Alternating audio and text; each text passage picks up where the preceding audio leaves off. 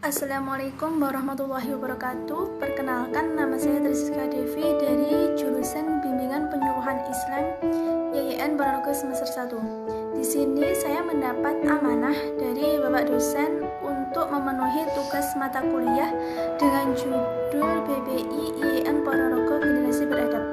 Maka dari itu, adab menjadi salah satu indikator untuk menilai kualitas kepribadian manusia. Semakin tinggi adab seseorang, maka semakin baik pula kepribadiannya. Dan sebaliknya, semakin rendah adab, semakin buruk pula kepribadiannya.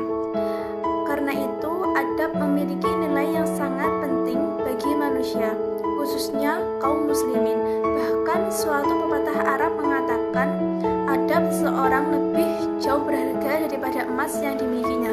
Begitupun dengan akhlak. Akhlak merupakan sifat yang terbentuk dari dalam diri seseorang yang menjadi respon suatu dengan tindakan dan ucapan dengan refleks tanpa ada instruksi baik paksaan atau pemikiran.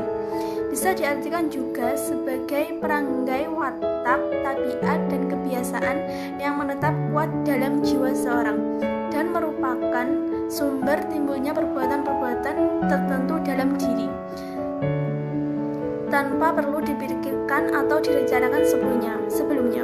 Apabila perangai tersebut bagus menurut syariat dan akal, maka disebut dengan akhlak mahmudah atau akhlak karimah.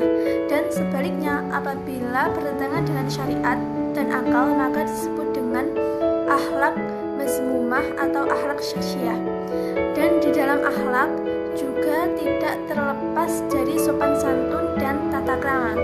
Sopan santun adalah kaidah atau perbuatan hidup bagi tingkah laku manusia yang timbul dari hasil pergaulan sekelompok itu yang berisi perintah, larangan, dan sanksi tertentu. Dan tata krama adalah sebuah tata atau aturan yang baik yang dianjurkan untuk dilakukan dalam menjalankan kehidupan sehari-hari.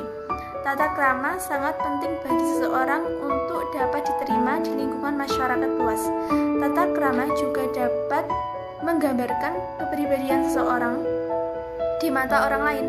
Tata krama juga sangat penting bagi manusia untuk menyesuaikan diri dengan lingkungan di sekitarnya.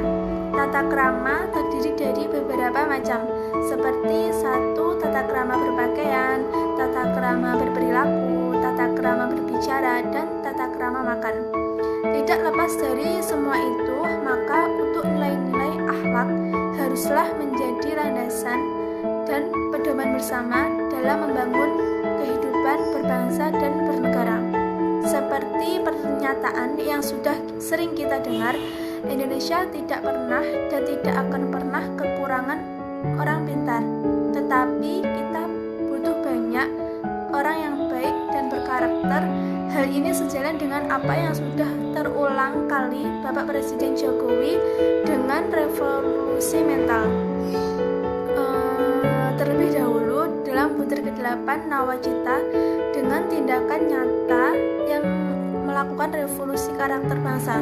Karakter pentingnya manusia ini bahkan sudah didengar sejak abad ke-10 oleh Syekh Abdul Qadir Al-Jailani yang menyatakan, aku lebih menghargai orang yang beradab yang memberi ilmu. Jika orang yang berilmu, iblis pun maka lebih tinggi ilmunya daripada manusia. Bahkan dalam hal apapun kita harus mengutamakan adab. Seperti dalam ajaran Islam diperbolehkan berbeda pendapat, bahkan beradu argumentasi untuk mencari jalan terbaik bagi kepentingan bersama yang dilandasi dengan niat dan ikhtiar baik.